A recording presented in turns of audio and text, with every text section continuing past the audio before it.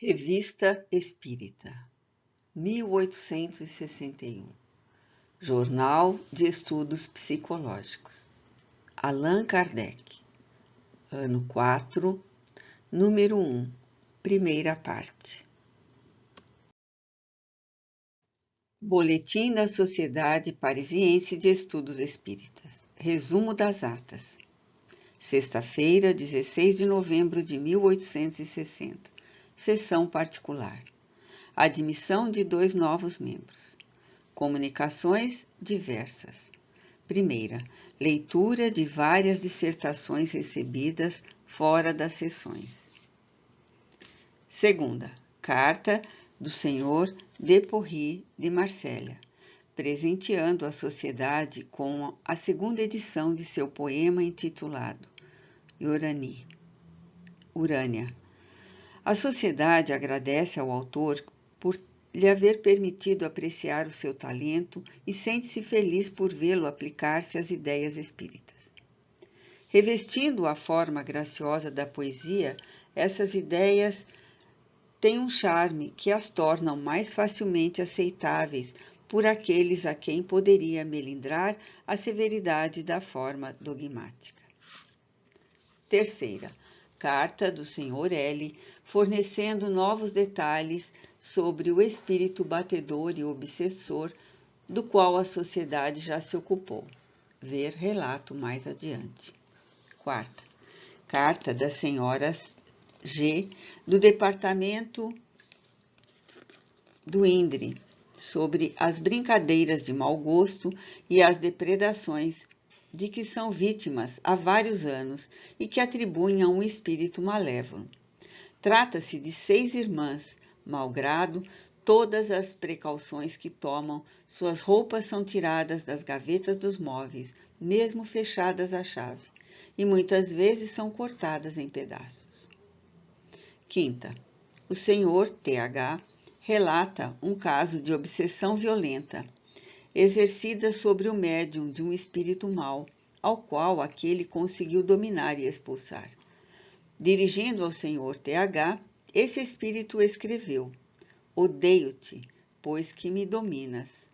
Desde então, não mais apareceu, e o médium deixou de ser importunado no exercício de sua faculdade. Sexta, o Sr. Allan Kardec cita um caso pessoal de indicação dada pelos espíritos, notável por sua precisão.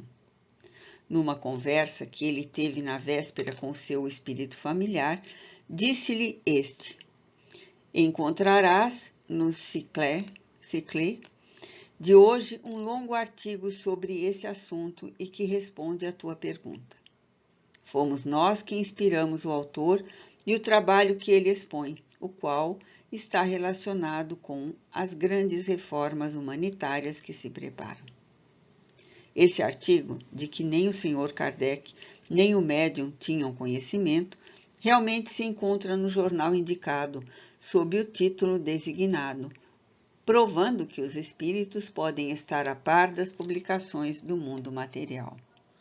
Trabalho da seção Ensino Espontâneo. Comunicação assinada por Cazotte. Nota explicativa. Jacques Cazotte, 1719-1792. Escritor francês. Por sua estreita relação com as artes ocultas, foi considerado um dos pioneiros da literatura fantástica na França. Adversário da Revolução Francesa, foi condenado à morte por tribunal revolucionário. Recebida pelo Sr. A. Didier, outra contendo as lamúrias de um espírito sofredor e egoísta, recebida pela Senhora Costel. Evocações. Segunda conversa com o espírito gastrônomo, que tomou o nome de Baltazar, e que alguém julgou conhecer como do Sr. G. de la R., o que foi confirmado pelo espírito. Perguntas diversas. Perguntas dirigidas a São Luís sobre o espírito batedor, ao qual se refere a carta do Sr. L., assim como sobre o espírito depredador das senhoras G. A propósito deste último, ele diz que será mais fácil vencer a sua resistência, considerando-se que é mais brincalhão do que mau. Sexta-feira, 23 de novembro de 1860, Sessão Geral. Comunicações diversas. Leitura de várias dissertações obtidas fora da sessão. Entrada de um culpado no mundo dos espíritos, assinada por Novel e recebida pela senhora Costel. O castigo do egoísta pela mesma senhora. Esta comunicação dá sequência a outra do mesmo espírito obtida na sessão anterior. Outra sobre o livre-arbítrio, assinada por Marcilac. Reflexões do Espírito de Verdade sobre as comunicações relativas ao castigo do egoísta, recebida pelo Sr. C. Trabalhos da sessão. Ensino espontâneo. Primeiro, o duende familiar, assinado por Charles Nodier e recebido pela senhora Costel. Segundo, parábola de Lázaro, assinada por Lamennais. Nota explicativa. Hugues Félicité Robert de Lamennais, 1782 a 1854, filósofo e escritor francês. E recebida pelo Sr. A. Didier. Terceiro, o espírito de Alfred de Musset apresenta-se pela senhorita Eugénie, coloca-se à disposição para tratar de um assunto à escolha da Assembleia. Deixada a escolha ao seu critério, faz notável dissertação sobre as consolações do Espiritismo. Quanto à oferta feita para responder às perguntas, trata-se dos seguintes temas: qual a influência da poesia sobre o Espiritismo? Haverá uma arte espírita como houve uma arte pagã e uma arte cristã? Qual a influência da mulher no século XIX? Evocações. Evocação de Cazotte, que se manifestara espontaneamente na última sessão. Foram-lhe feitas várias perguntas sobre o dom de previsão que em vida parecia possuir. Questões e problemas diversos. Sobre a ubiquidade dos espíritos nas manifestações visuais. Sobre os espíritos das trevas a propósito das manifestações do Sr. Squire, que só se produzem na obscuridade.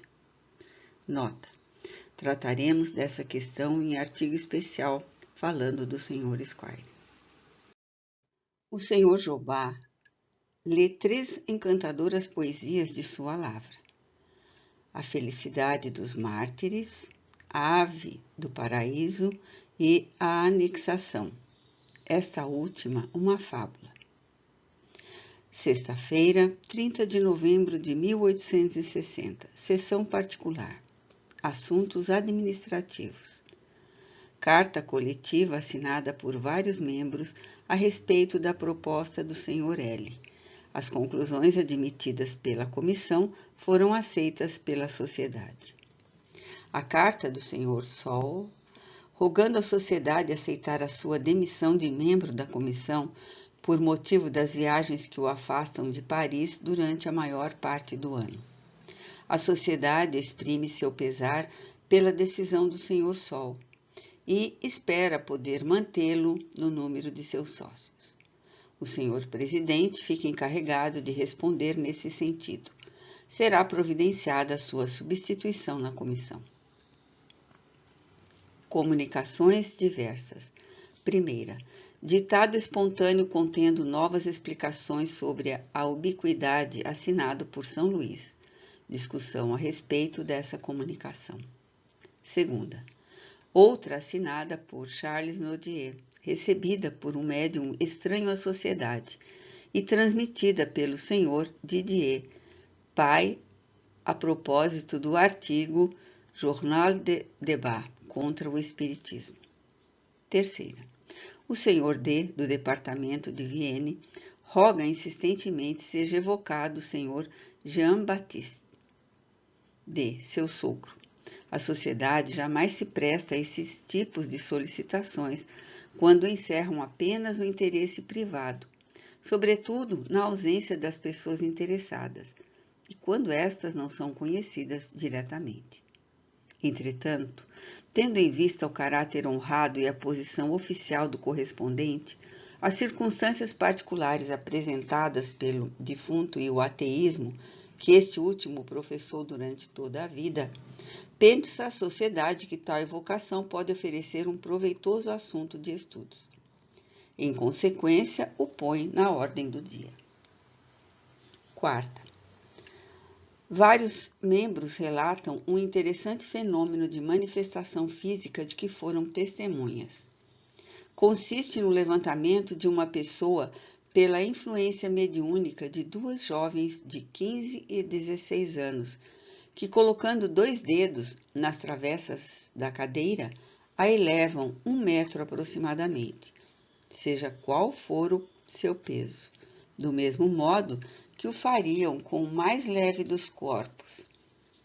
Esse fenômeno foi repetido várias vezes, sempre com a mesma facilidade.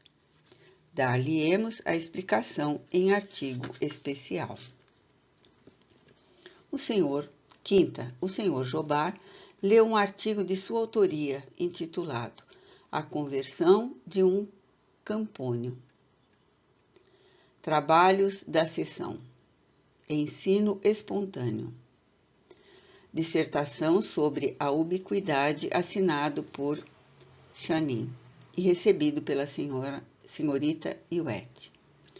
Outra sobre o artigo do Jornal de Débat, assinada por André Chenier e recebida pela senhora A. Didier. Outra assinada por Rachel e recebida pela senhora Costel. Nota explicativa. André Marie Chenier, 1762 a 1794. Poeta francês. Criticou os excessos cometidos pelos jacobinos. Por esse motivo, foi condenado à morte na guilhotina como inimigo do povo. 3 dias depois de sua morte, o próprio Robespierre, líder dos jacobinos, foi executado, terminando assim o chamado período terror da Revolução Francesa.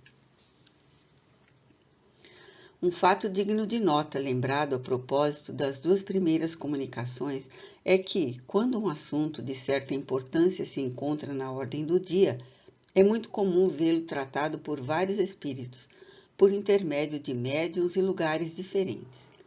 Parece que, interessando-se pela questão, cada um deseja contribuir para o ensino que resultará de tais comunicações. Evocação. Primeira, Jean-Baptiste D., referida acima, e de seu irmão, ambos materialistas e ateus. A situação do primeiro, que se suicidou, é deveras lamentável. Segunda, evocação do senhor C. de B. de Bruxelas, a pedido do senhor Jobar, que o conhecera pessoalmente. Sexta-feira, 7 de dezembro de 1860. Sessão particular. Admissão do senhor C., professor em Paris como sócio livre. Comunicações diversas.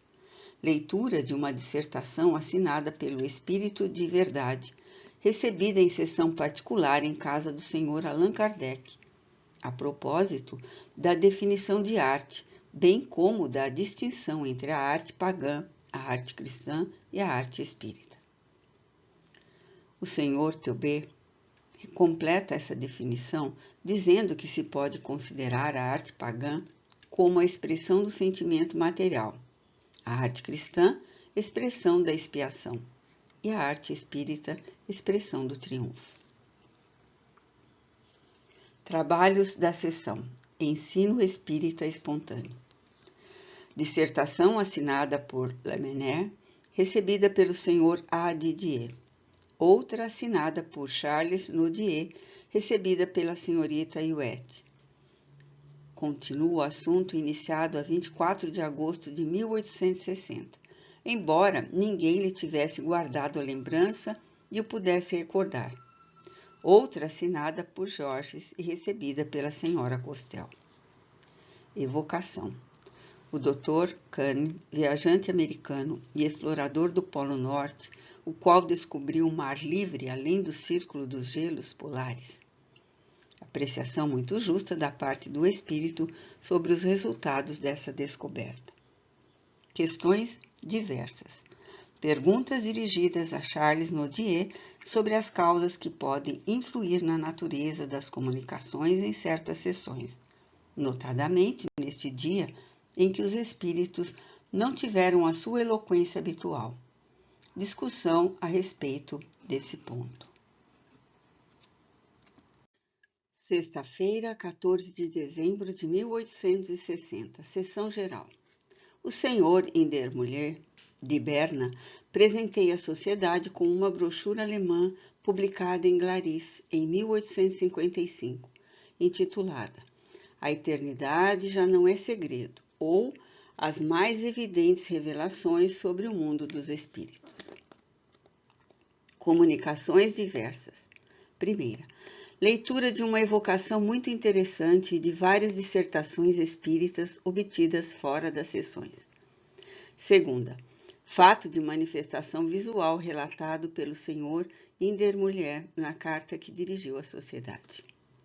Terceira, fato pessoal ocorrido com o senhor Allan Kardec e que pode ser considerado como uma prova de identidade do espírito de antigo personagem. A senhorita J. recebeu várias comunicações de João Evangelista, sempre com uma escrita muito característica e completamente diferente da sua caligrafia habitual. Tendo o senhor Allan Kardec, a pedido seu, evocado aquele espírito por intermédio da senhora Costel, constatou-se que a escrita tinha exatamente o mesmo caráter da senhora J.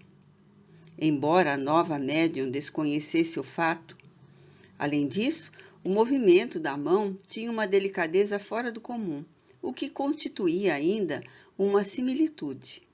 Enfim, as respostas concordavam em todos os pontos com as que tinham sido dadas por meio da senhorita J. E nada havia na linguagem que não estivesse à altura do espírito evocado.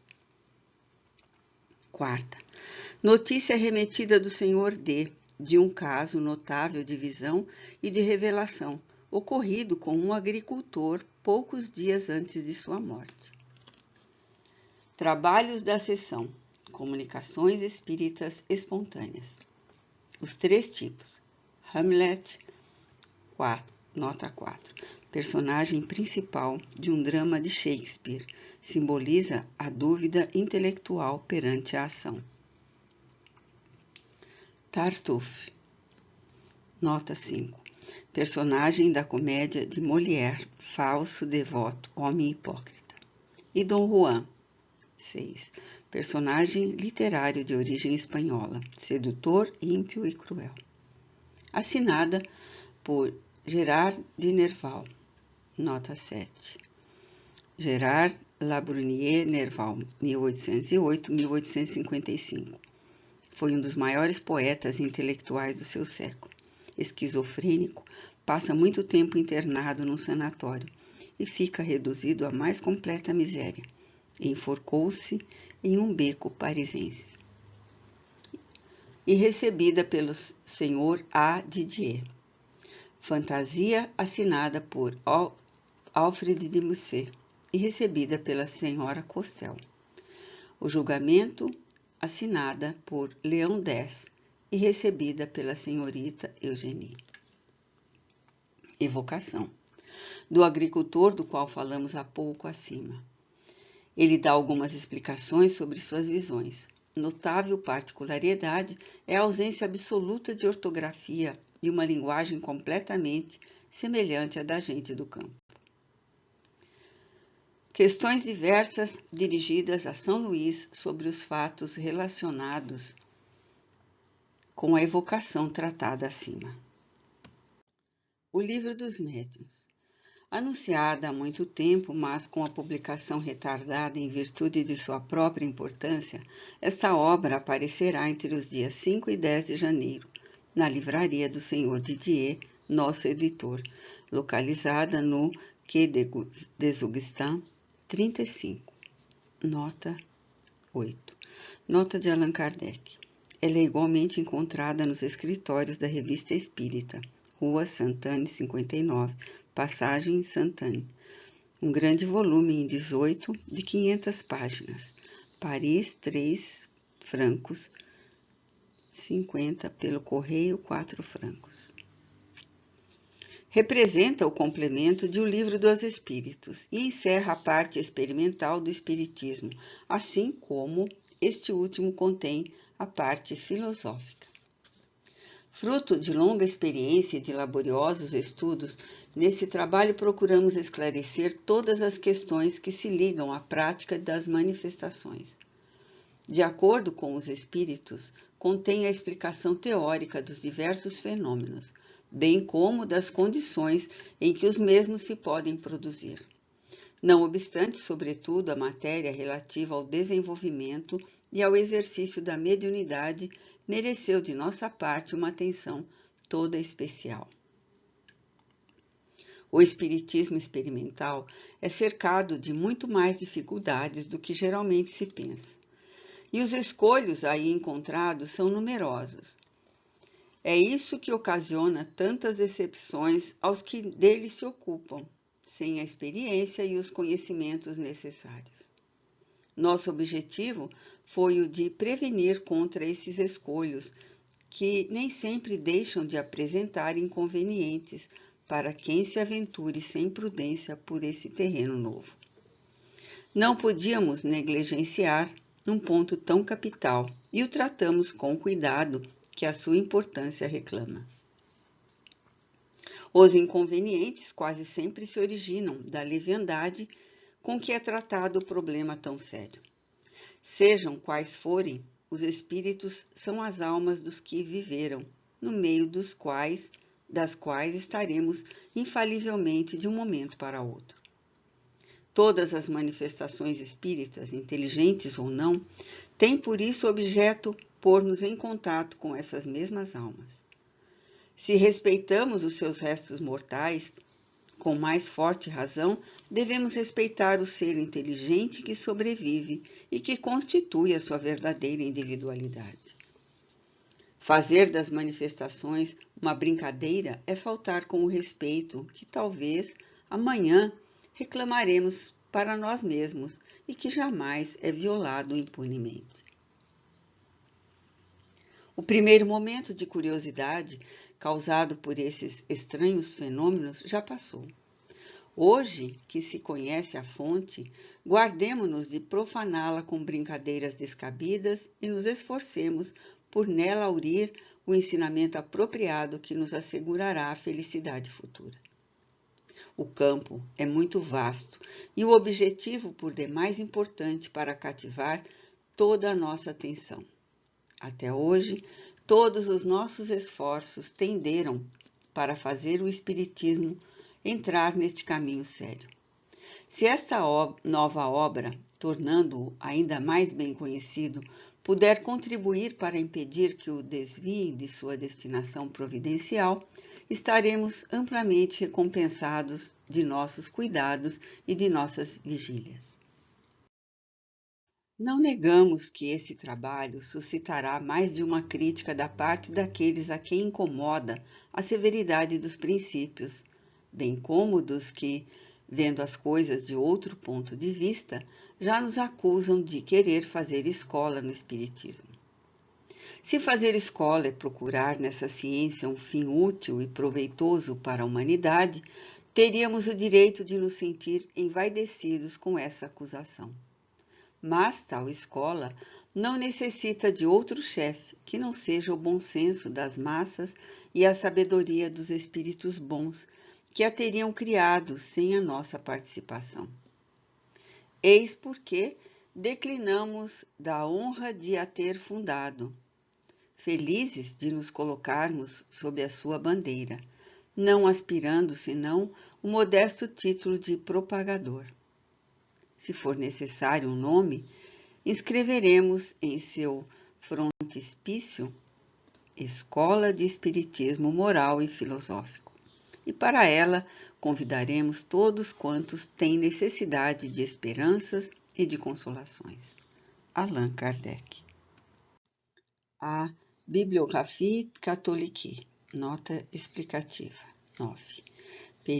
Periódico publicado em 1842 a 1889. Revista crítica das obras sobre religião, filosofia, história, literatura, educação, etc. Contra o Espiritismo. Até este momento, o Espiritismo não havia sido atacado seriamente. Quando certos escritores da imprensa periódica, em seus momentos de lazer, se dignaram ocupar-se dele, foi apenas para ridicularizá-lo. Trata-se de encher um rodapé, de fornecer um artigo a tanto por linha, não importa sobre que assunto, desde que a contagem dê certo. De que matéria tratar? Tratarei de tal coisa. Pergunta a si mesmo o redator encarregado da parte recreativa do jornal. Não, é muito séria. E daquela outra? É assunto por demais repetido. Inventarei uma autêntica aventura da alta sociedade ou da gente do povo? Nada me vem à mente neste quarto de hora, e a crônica escandalosa da semana ainda está por fazer. Ah, tive uma ideia. Achei o meu assunto. Vi em algum lugar o título de um livro que fala de espíritos. E há em toda parte gente bastante tola para levar isto a sério. Que são os espíritos? Nada sei sobre o assunto, mas pouco importa. Deve ser divertido. Para falar a verdade, eu não acredito absolutamente em espíritos, porque jamais os vi e mesmo que visse também não acreditaria, porque isso é impossível. Assim, nenhum homem de bom senso pode crer neles. Ou isto é lógico, ou não me conheço. Falemos, pois, dos espíritos, uma vez que estão na ordem do dia. Tanto esse assunto como qualquer outro divertirá nossos caros leitores. O tema é muito simples. Não há espíritos. Não pode nem deve havê-los. Assim, todos que neles creem são loucos. Mãos à obra e fantasiemos a coisa. Ó, meu bom gênio, eu te agradeço por esta inspiração.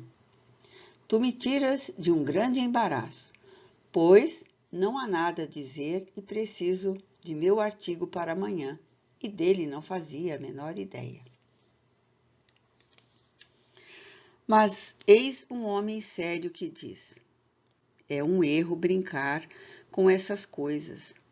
Isto é mais sério do que se pensa. Não acrediteis que se trate de moda passageira. Essa crença é inerente à fraqueza da humanidade, que em todas as épocas acreditou no maravilhoso, no sobrenatural, no fantástico. Quem imaginaria que em pleno século XIX, num século de luzes e de progresso, depois de Voltaire, nota 10. François-Marie Arouet, 1694-1778, escritor e filósofo francês, mais conhecido como Voltaire. Demonstrou também que só o nada nos espera, depois de tantos sábios que procuraram a alma e não a encontraram. Ainda se possa acreditar em espíritos, em mesas girantes, em feiticeiros, em magos, no poder de Merlin, o encantador. Nota 11. Personagem das lendas célticas e do ciclo do Rei Arthur. Na varinha mágica da senhorita Lenormand. Nota 12. Marie-Anne Adèle Normand, 1758-1843, famosa cartomante francesa que também exercia, além de outras artes, a quiromancia. Seu renome permanece até nossos dias. Ó humanidade, humanidade, aonde irás, se eu não vier em teu auxílio para tirar-te do lamaçal da superstição? Quiseram matar os espíritos pelo ridículo, e não o conseguiram. Longe disso, o mal contagioso faz incessantes progressos. A zombaria parece fazer-lhe retroceder e, se não for posto um freio, em breve a humanidade inteira estará infestada. Considerando-se que este meio, habitualmente tão eficaz, tornou-se impotente, é tempo que os sábios interfiram, a fim de acabar com isso de uma vez por todas. As zombarias não são argumentos. Falemos em nome da ciência. Demonstremos que, em todas as épocas, os homens foram imbecis por acreditarem que houvesse um poder superior ao deles, que não tivessem em si mesmos todo o poder sobre a natureza. Provemo-lhes que tudo quanto atribuem a forças sobrenaturais se explica por simples lei da fisiologia, que a sobrevivência da alma e seu poder de comunicar-se com os vivos é uma quimera, e que é loucura acreditar no futuro. Se depois de ter digerido 4 volumes de boas razões, eles não se convenceram, não nos restará senão lamentar a sorte da humanidade, que, em vez de progredir, retrograda a largos passos para a barbárie da Idade Média e corre para a sua perda. Que o Senhor Figuier, nota 13, Guillaume Louis Figuier, 1819-1894, cientista e escritor francês, possa revelar suas verdadeiras intenções, porquanto seu livro, tão pomposamente anunciado, tão elogiado pelos campeões do materialismo, produziu um resultado diametralmente oposto ao que esperava.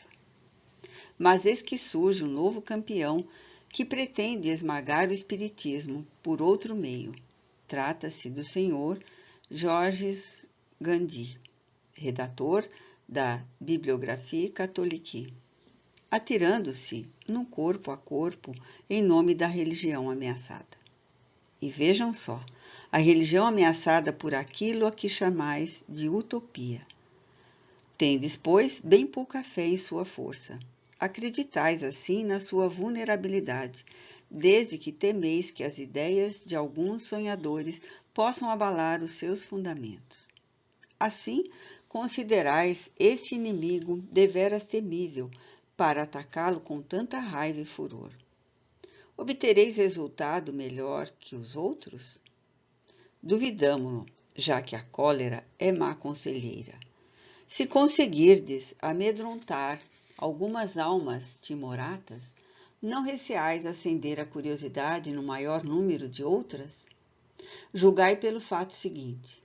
Numa cidade que conta com um certo número de espíritas e com alguns grupos íntimos que se ocupam das manifestações, um pregador fez certo dia um sermão virulento contra o que chamava a obra do demônio, pretendendo que só este vinha falar nestas reuniões satânicas, cujos membros estavam todos notoriamente votados à danação eterna. Que aconteceu? Desde o dia seguinte, bom número de ouvintes se pôs em busca das reuniões espíritas, pedindo para ouvir os diabos falarem, curiosos de saber o que lhes diriam. Porque tanto se tem falado que a gente se familiarizou com um nome que já não incute medo. Ora, nessas reuniões, eles viram pessoas sérias, honradas, instruídas, orando a Deus, coisa que não faziam desde a primeira comunhão. Pessoas que acreditavam em sua alma, em sua imortalidade, nas penas e recompensas futuras, trabalhando para se tornarem melhores, esforçando-se por praticar a moral do Cristo, não falando mal de ninguém, nem mesmo dos que lhes lançavam anátemas. Então, aquelas criaturas compreenderam que, se o diabo ensinava tais coisas, é que se havia convertido. Quando os viram tratar respeitosa e piamente com seus parentes e amigos mortos, que lhes prodigalizava consolação e sábios conselhos, não puderam admitir que tais reuniões fossem sucursais do sabá, considerando-se que não viam caldeiras, nem vassouras, nem corujas, nem gatos pretos, nem crocodilos, nem livros de magia, nem trípode, nem varinhas mágicas ou quaisquer outros acessórios de feitiçaria, nem mesmo a velha de queixo e nariz aduncos. Também quiseram conversar com sua mãe, outros com o filho querido, parecendo-lhes difícil, ao reconhecê-los, que essa mãe e esse filho fossem demônios.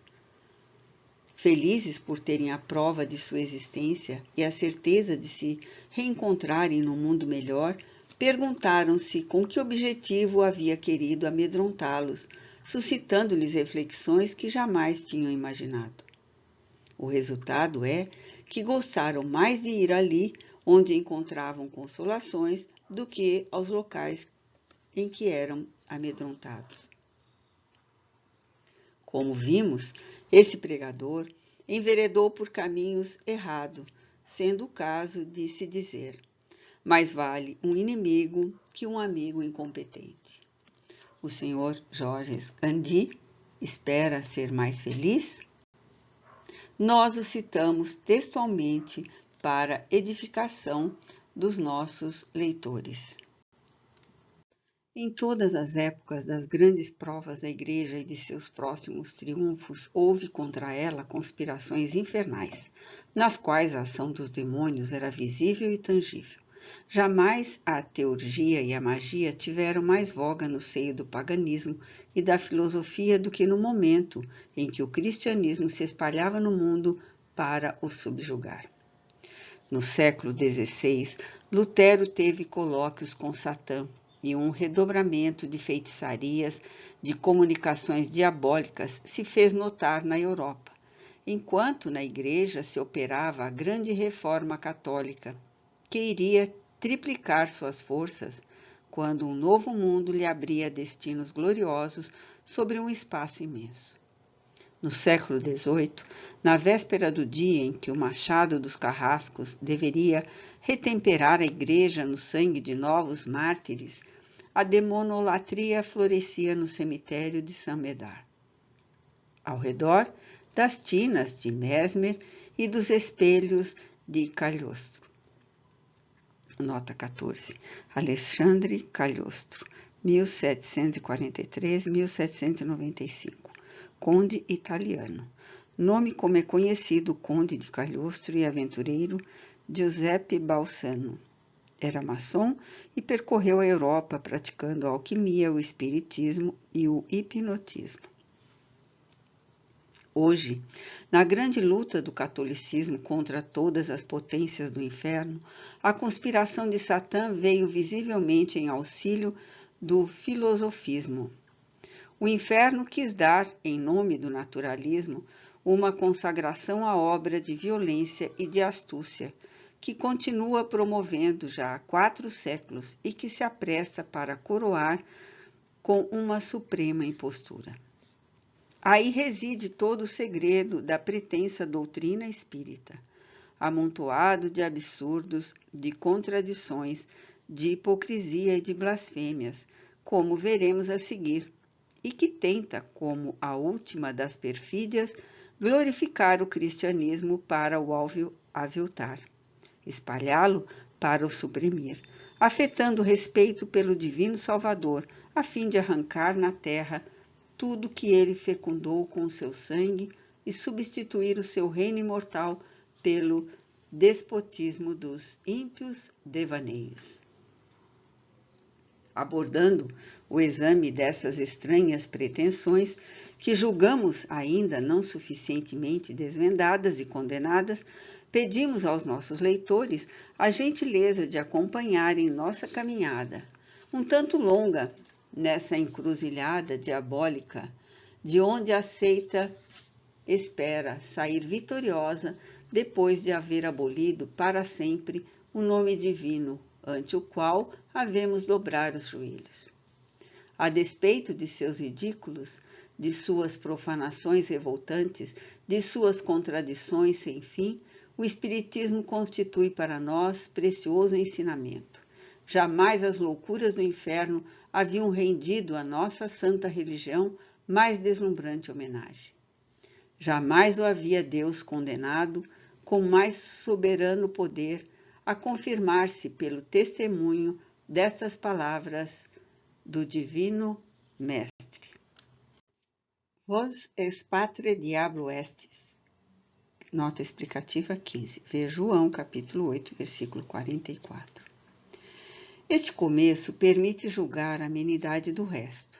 Os nossos leitores que quiserem edificar-se nessa fonte de caridade evangélica poderão permitir-se o prazer de ler a Bibliographie Catholique, número 3, de setembro de 1860, Rua de Sèvres, número 31. Ainda uma vez, porque tanta cólera, tanto fel, contra uma doutrina que, como dizem, se é obra de Satã, não poderá prevalecer contra a obra de Deus, a menos que se suponha seja Deus menos poderoso que Satã, o que seria um tanto ímpio. Duvidamos muito que essa irrupção de injúrias, essa febre, essa profusão de epítetos de que o Cristo jamais se serviria contra os seus maiores inimigos, sobre os quais clamava a misericórdia de Deus e não a sua vingança, ao dizer-lhe: perdoai-lhe, Senhor, pois não sabem o que fazem. Duvidamos, insistimos, que uma tal linguagem seja persuasiva. A verdade é calma e não necessita de exaltação. E com tal raiva, faríeis crer na vossa própria fraqueza. Confessamos não compreender bem esta singular política de Satã, que glorifica o cristianismo para o aviltar, que o espalha para o suprimir. Em nossa opinião, isso revelaria muita falta de habilidade e se assemelharia a um hortelão que, não querendo batatas, as semeasse em profusão em seu horto, a fim de lhes destruir a espécie. Quando acusamos outros de pecar por falta de raciocínio, devemos, para ser lógico, começar por nós mesmos. Não sabemos muito bem por que o Sr. Georges Gandhi acusa mortalmente o Espiritismo por se apoiar no Evangelho e no cristianismo. Que diria então se apoiasse em Maomé? Nota 17. Fundador do Islã, chefe político e religioso. Certamente muito menos, porque é fato digno de nota que o islamismo, o judaísmo, o próprio budismo são objeto de ataques menos virulentos que as seitas dissidentes do cristianismo. Com certa gente é preciso ser tudo ou nada. Há, sobretudo, um ponto que o Sr. Gandhi não perdoa ao Espiritismo. É o de não haver proclamado esta máxima absoluta. Fora da Igreja não há salvação. E admitir que aquele que faz o bem possa ser salvo das chamas eternas, seja qual for a sua crença. Evidentemente, tal doutrina só poderia sair do inferno. Mas ele se trai principalmente nessa passagem. Que quer o Espiritismo? É uma importação americana, inicialmente protestante, e que já havia triunfado. Permitam-nos dizê-lo sobre todas as plagas da idolatria e da heresia. Tais são os seus títulos em relação ao mundo. Seria, pois, das terras clássicas da superstição e das loucuras religiosas que nos viriam a verdade e a sabedoria. Eis aqui, por certo, uma grande ofensa. Se ele houvesse nascido em Roma, seria a voz de Deus. Como, porém, nasceu num país protestante, é a voz do diabo. Mas o que direis quando tivermos provado o que faremos um dia, que ele estava na Roma cristã muito antes de estar na América protestante? Que respondereis ao fato hoje constatado de que há mais espíritas católicos do que espíritas protestantes? O número das pessoas em que nada creem, que tudo duvidam do próprio Deus é considerável e cresce numa proporção assustadora. Será por vossas violências, vossos anátemas, vossas ameaças do inferno, vossas declamações furibundas que as reconduzireis? Não, porque são as vossas próprias violências que as afastam. Serão culpados por haverem levado a sério a caridade, a mansuetude do Cristo e a bondade infinita de Deus? Ora, quando elas ouvem os que pretendem falar em seu nome, proferindo ameaças e injúrias, põe-se a duvidar do Cristo, de Deus, de tudo, enfim. O Espiritismo as faz compreender palavras de paz e de esperança, e como lhes pesa a dúvida e sentem necessidade de consolações, atiram-se aos braços do Espiritismo, porque preferem aquilo que sorri às coisas que apavoram. Então, creem em Deus, na missão do Cristo e na sua divina moral. Numa palavra, de incrédulos e indiferentes tornam-se crentes. Foi isto que ultimamente levou um padre respeitável a responder a uma de suas penitentes que o consultava sobre o Espiritismo. Nada acontece sem a permissão de Deus. Ora, Deus permite essas coisas para reavivar a fé que se extingue. Se houver empregado outra linguagem, talvez a tivesse afastado para sempre. Quereis a todo custo que o Espiritismo seja uma seita, quando ele não aspira senão ao título de ciência moral e filosófica, respeitando todas as crenças sinceras. Por que, então, dar uma ideia de separação àqueles que não pensam nisso? Se repelirdes o que ele reconduz à crença em Deus, se só lhes derdes o inferno como perspectiva, sereis responsáveis por uma cisão que vós mesmos tereis provocado. São Luís nos dizia um dia: zombaram das mesas girantes, jamais zombarão da filosofia, da sabedoria e da caridade, que brilham nas comunicações sérias. Enganou-se porque não contou com o Sr. Georges Gandhi. Muitas vezes os escritores se divertiram à custa dos espíritos e de suas manifestações, sem pensar que um dia eles mesmos poderiam ser alvo das piadas de seus sucessores. Porém, sempre respeitaram a parte moral da ciência. No entanto, foi reservado a um escritor católico, o que lamentamos sinceramente, expor ao ridículo as máximas admitidas pelo mais elementar bom senso. Cita grande número de passagens do Livro dos Espíritos.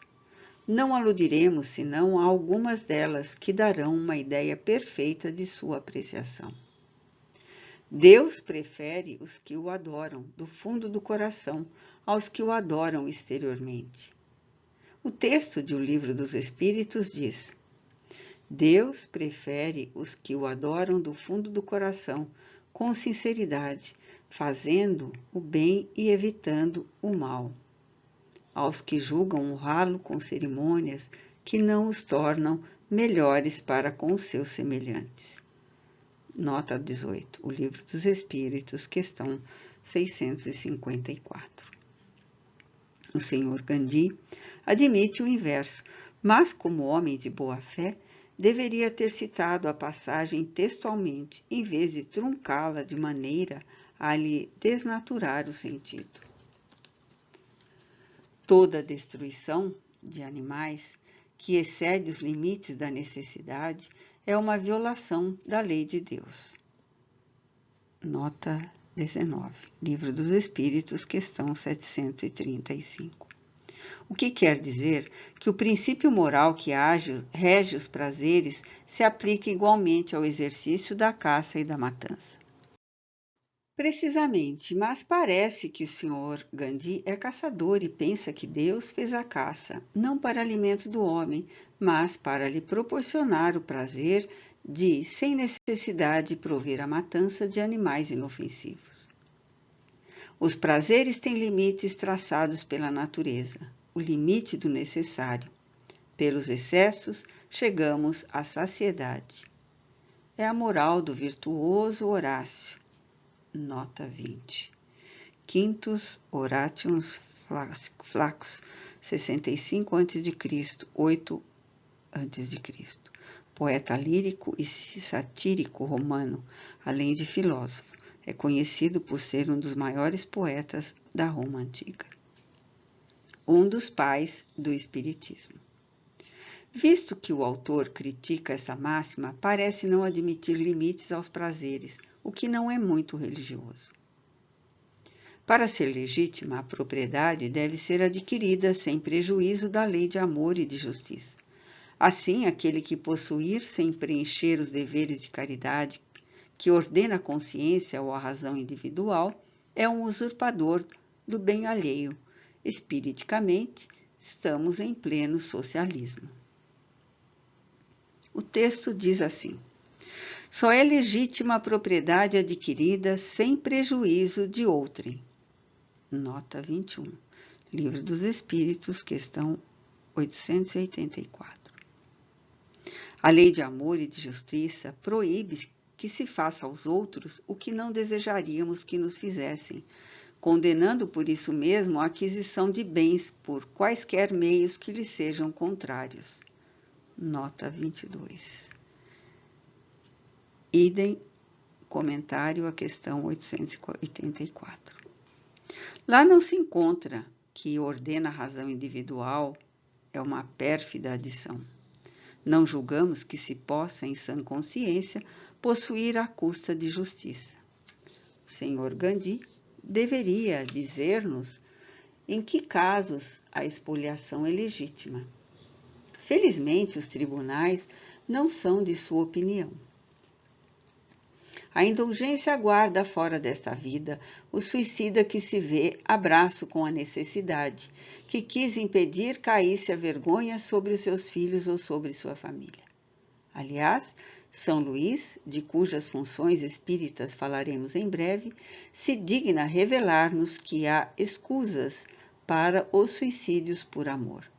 Quanto às penas do suicida, elas não são determinadas. O que é certo é que ele não escapa ao desapontamento, em outras palavras.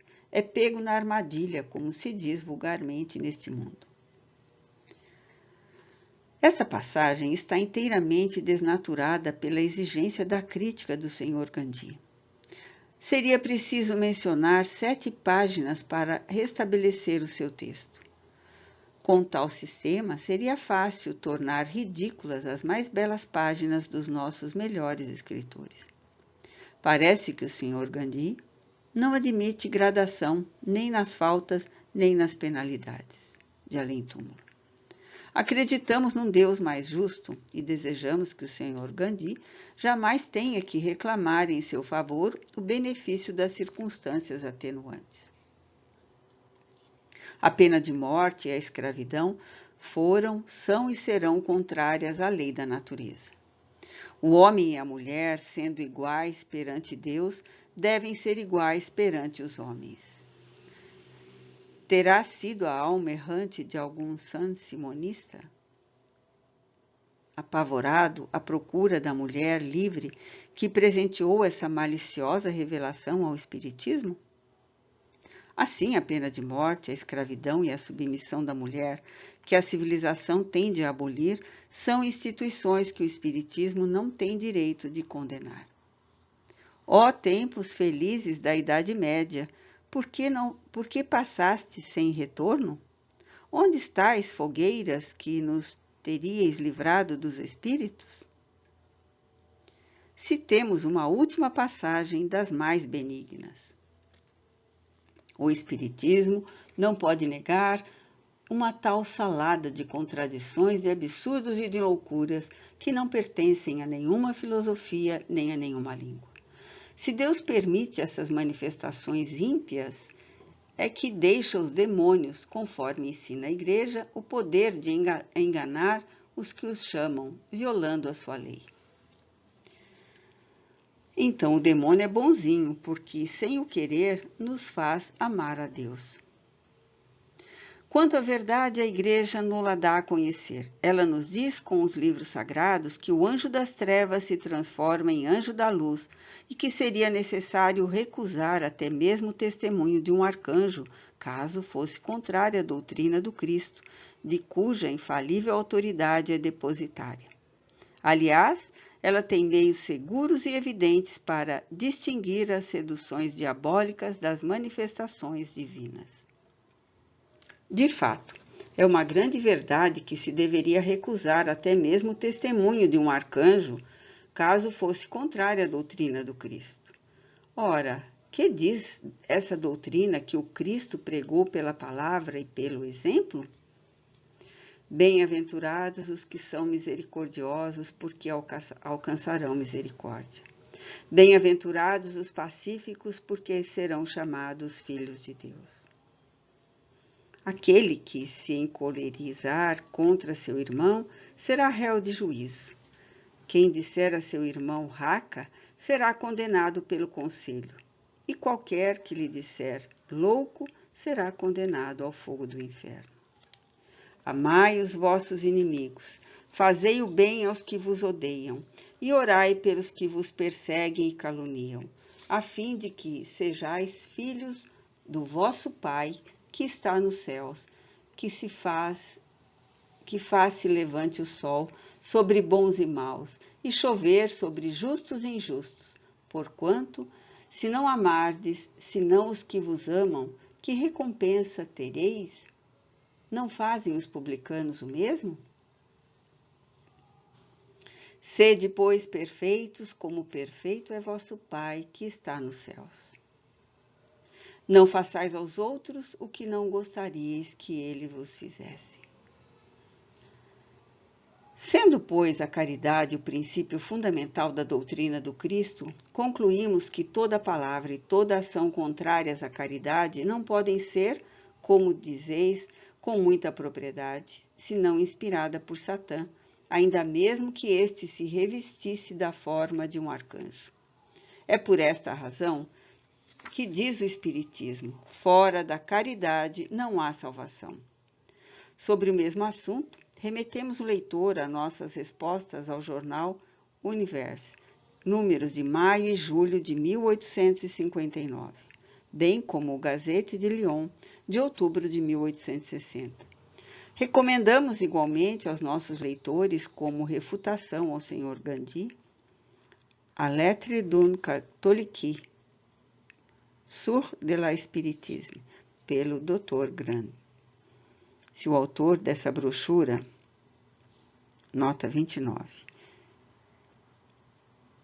no escritório da Revista Espírita na livraria Le Doyen, no Palais Royal, está condenado ao inferno, haverá muitos outros e ali veríamos, coisa estranha, os que pregam a caridade para todos, enquanto o céu seria reservado àqueles que lançam anátemas e maldição. Estaríamos singularmente equivocados quanto ao sentido das palavras do Cristo. A falta de espaço obriga-nos a deixar para o próximo número algumas palavras em resposta ao Sr. Deschanel, do Jornal de Débat.